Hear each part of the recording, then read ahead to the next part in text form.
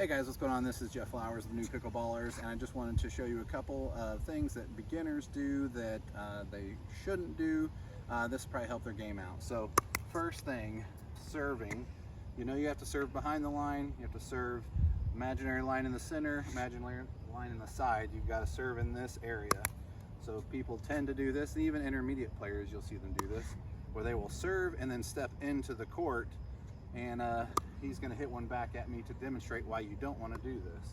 So I'll serve, then I'm going to come up, and then he's going to hit it. That was actually a nice short shot, but if he hits that long, I have to let it bounce. So let's try it again. Stay right there. So I'm going to serve it, I move up, so he hits it, and I'm like right here. The ball's landing at my feet. It's going to make it tough to make a nice return. So another thing that beginners tend to do is they get stuck in the transition zone, so the middle, in between the baseline and the kitchen line.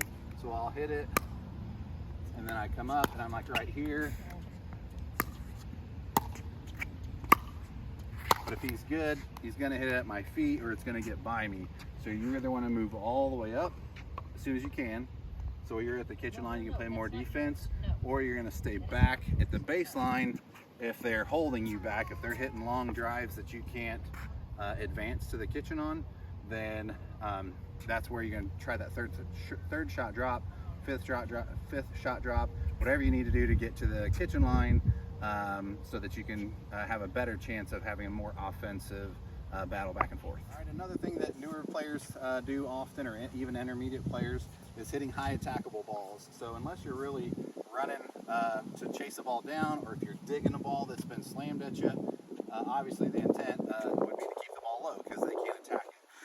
But you see people kind of doing this where they're just kind of not thinking about it, and they just hit a ball and it floats up, and you just generally you're going to get slammed on. So got a little wind out here tonight, so we're just making nice dink shots here so nobody has an attackable ball. If I happen to get this one up a little higher, it's gone. So try to keep the ball low, even if you're dinking. If you get a ball that's high enough that you can speed it up, that's still attackable. It's going to cause them to play a little defense. They're just going to have to try to block it, where they probably won't be able to make an offensive shot on that shot. All right, another thing you'll see new players do, I still have a hard problem with this. Being 6'2", I kind of have a big wingspan, and if I can get to the ball, I hit the ball. My partners are always yelling no, which means that it's out, don't hit it. But it's just, if I can get to it, I hit it. That's just kind of an old racquetball mentality maybe. To all those people that are like 40 plus, you'll understand what racquetball is. So anyways, Ever and I are gonna dink here a little bit. So, I mean, it's harder to tell sometimes if they get them close, but, oh, I hit it into the net. That's all right, that's all right. So we're going here. Oh, really short. Still got him. Nice. Oh, he's getting closer. Oh, I got line right there. So I knew that was going outside the line, but I could get my paddle on it. So I took a swing at it, hit it right into the net. Sometimes you're gonna hit balls that are close. Obviously you need to do that. But if you know it's going out, if your partner's saying no, or if they're yelling out, you gotta be able to lay off those. The pros do this great all the time, where you'll see them at the line and they're just like, it looks like the Matrix, where they're hitting back and forth. Oh my gosh. They're hitting back and forth like this, and then they get a speed up, comes at them, and they'll dodge them, where they just sail out.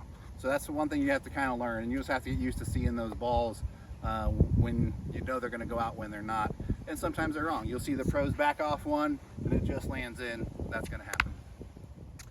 All right, and the last tip for beginners you see a lot is people get really excited on high balls, overhead balls.